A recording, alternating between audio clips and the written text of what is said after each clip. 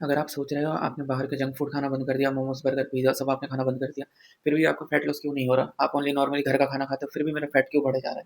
इसका सबसे बड़ी कारण ये है कि आप घर का तो खा रहे हो, लेकिन क्या खा रहे हो, कब खा रहे हो, आपको कुछ नहीं पता। इसका मतलब ये नहीं है कि आप घर का खाना खा रहे हो, तो कभी पराठे लपेट रहे हो, कभी कुछ खा रहे हो कि हाँ भाई सर्दी आ गई है, गरमा-गरम पराठे बन गए, आप लपेटे जा रहे हो।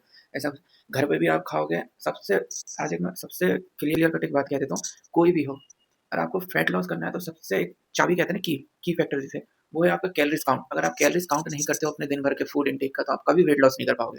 अब आप बोलोगे कि मैं कैलोरीज़ कैसे काउंट करूँ? कैलोरी जैसे आपको काउंट करना है, कुछ भी आप खा रहे हो, रॉ खाते हो कुछ चीज़ बना के खाते हो, तो एक मैं आपको दिखा देता हूँ रुको।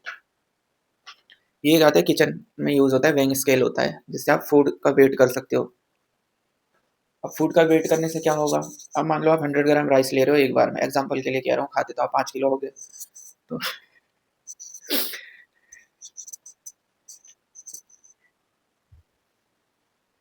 एग्ज़ाम्पल के लिए अगर आप 100 ग्राम राइस खाते हो एक बार में, अगर आप 100 ग्राम राइस ले रहे हो, कुक्ड राइस लेते हो एक बार में, तो उसमें आपको 120 से लेके 140 ग्राम कैलोरीज़ मिलती है।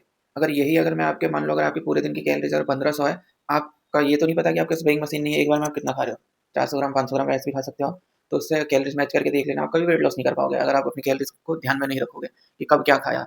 पूरे दिन की कैलोरीज़ को मेंटेन करो, वेट लॉस ईज़ी है। अगर आपको कोई वेट लॉस के लिए अगर होम वर्कआउट भी चाहिए, मैं बता दूँगा आपको, या तो इसी वीडियो में अटैच कर दूँगा। और आपको मेरी अगर जर्नी देखनी है वेट लॉस का, तो मैंने डे 1 से लेके अपनी वीडियो अपलोड करी हुई है चैनल पे, आप देख सकते हैं। एक बात और, अगर आप सोचते हो कि आप ओनली अपने बेली का फैट रिड्यूस कर सकते हो या चीज़ का फैट रिड्यूस कर सकते हो बॉडी में किसी भी पार्ट का, तो ये पॉसिबल नहीं है। अगर आप कोई भी वर्कआउट करोगे तो ओवरऑल बॉडी से फैट कम होता है। अगर आप एक पर्टिकुलर मसल की अगर आप एक्सरसाइज करते हो, मान लो आप बेली फैट रिड्यूस करने के लिए आप वर्कआउट कर रहे हो, कुछ भी एक्सरसाइज कर रहे हो, उस मसल को आप टारगेट कर रहे हो, तो मसल डेवलप होएगा, अंदर ही अंदर मसल और हार्ड होएगा, मसल मैच्योर होएगा, मसल डेवलप होएगा। ये नहीं है कि आप ओनली लेग रेज़ेस कर रहे हो या क्रंचेस कर रहे हो तो में एब्स निकल जाएँगे, ऐसा नहीं है। आपको अपनी कैलोरीज़ पे ध्यान देना पड़ेगा। जो आपकी मेंटेनेंस कैलोरीज़ है उससे 200, 400, 500 जितना भी आप माइनस कर सकते हो, वो डाइट आपको फॉलो करनी पड़ेगी।